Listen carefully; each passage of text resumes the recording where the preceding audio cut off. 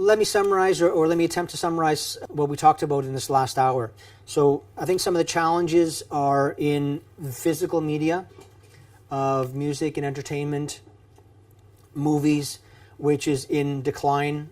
I believe we're moving into a market where subscribers and consumers no longer feel the need to own content and bring it into their home. Having it in the cloud, having it accessible, having a large library of content in the cloud is being replaced by the need for ownership. Or in other words, licensing that content and accessing that content is more important than ownership. And I believe that's one of the reasons for the decline in physical media sales. I think there are opportunities in terms of the fact that the music industry, the movie industry, the gaming industry, even the ebook industry, the application industry, overall entertainment industry as a whole is growing, and the OTT industry is growing as well. So we're in a very healthy growth industry. But I think that also relates to some of the challenges because the OTT industry is quite young. And as I talked about in this presentation, let's say the OTT industry started around 2005, around the time when physical video sales started to decline, the OTT industry was born. And the fact that the industry is young, I think, is a reflection of how volatile this industry is and how it's going to be playing out in terms of acquisition of clients, merging of different companies together to enhance portfolios. I talked a lot about the behaviors of how users are behaving in terms of the devices that they're using, the type of usage from a second screen perspective, social networking, search and discovery, and so on. And I hopefully gave you a little bit of perspective of how that's part of the market is shaping out and some of the product strategies that we need to have in order to bring a robust service to the market.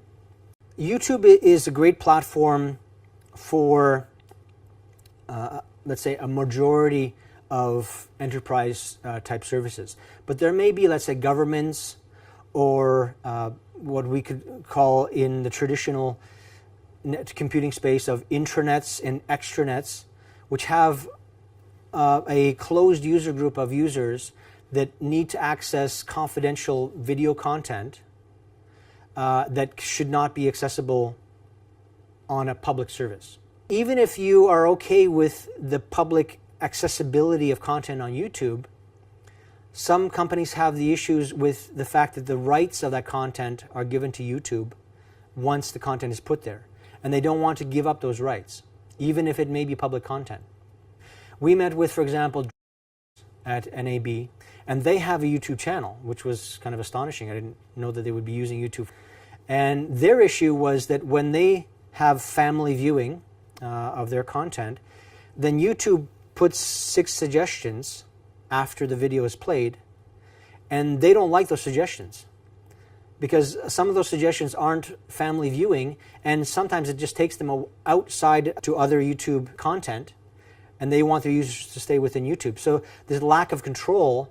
A 9-year-old is watching an animation, and then they get some adult content suggestion after the video, and she's like, no, that's not good, but they don't have control over it. Whenever I get this question, because I get this question a lot, about whether content should be put on just YouTube and why would anybody else want to use another OTT platform, I would look at YouTube like the internet 20 years ago.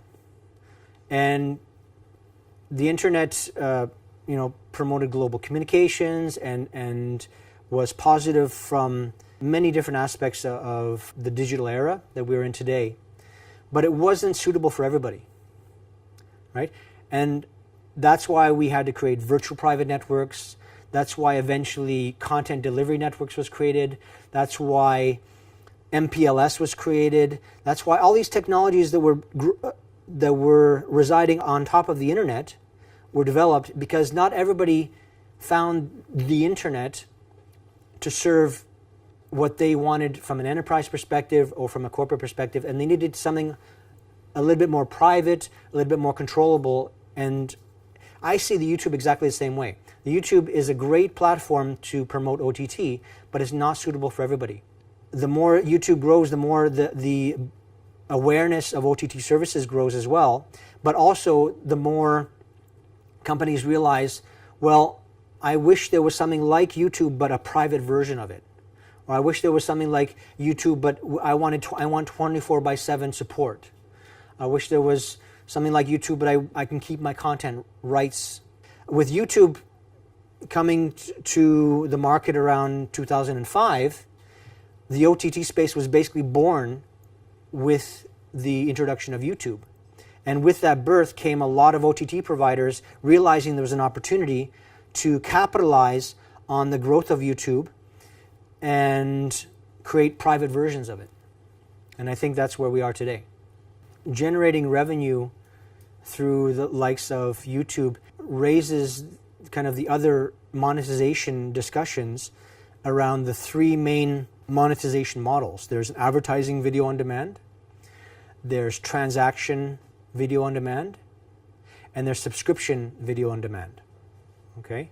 So YouTube mainly focuses on the advertising video on demand aspect.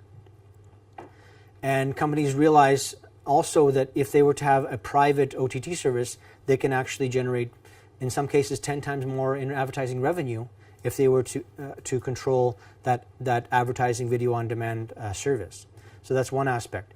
Also, the transaction-based video on demand, where you're actually buying the right to download a movie or a TV show and you own it, is outside of the scope of a traditional YouTube type service.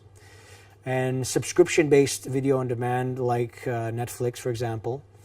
And if you have a library of content, it's about looking at how that content can be segmented. So you have some that is being monetized through advertising, you have some that's being monetized through a subscription-based service, and you keep your premium content for the transactions. So that hybrid model still needs to play out, but with an OTT service, you can actually create that flexibility and this three-tier model in terms of monetization.